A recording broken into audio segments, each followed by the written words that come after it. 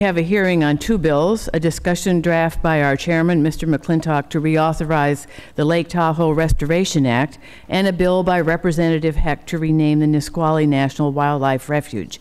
Both bills deserve our attention.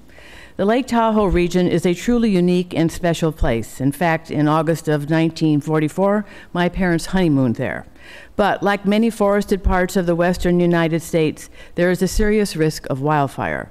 Federal investments like the Lake Tahoe Restoration Act, which was initially enacted by Congress in 2000, are critical tools that enable local governments and communities to access federal funds and partner with the federal government to complete critical restoration that decreases wildfire risk and enhances the area's extraordinary natural beauty.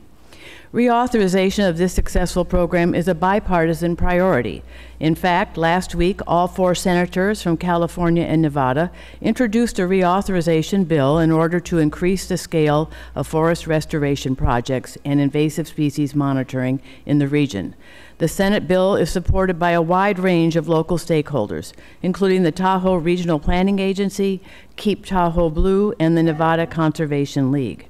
There are some key differences between the discussion draft and the before us and the Senate version.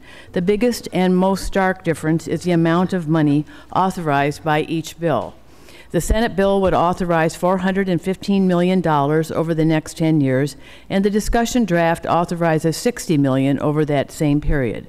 This is a significant gap, and I look forward to hearing from our witnesses about their thoughts on the appropriate level of investment needed to meet important goals.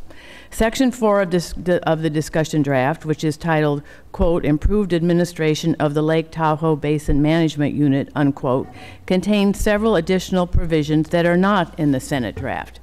This section creates a new exemption from environmental review and the public review process for projects that seek to reduce the risk of wildfires, and sets up a mandatory arbitration process for challenges to projects authorized under the bill.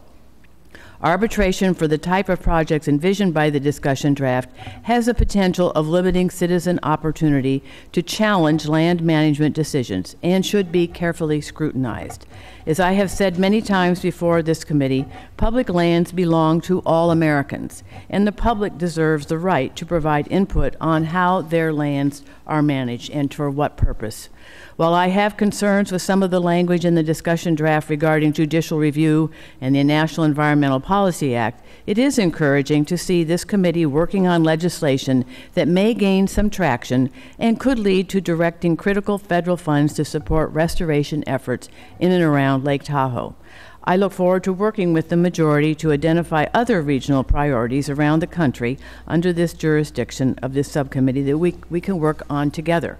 Lastly, I want to thank Representative Heck from Washington State for taking the time to be here today to testify on his bill, H.R. 2270, the Bill Frank Jr. Tell Your Story Act.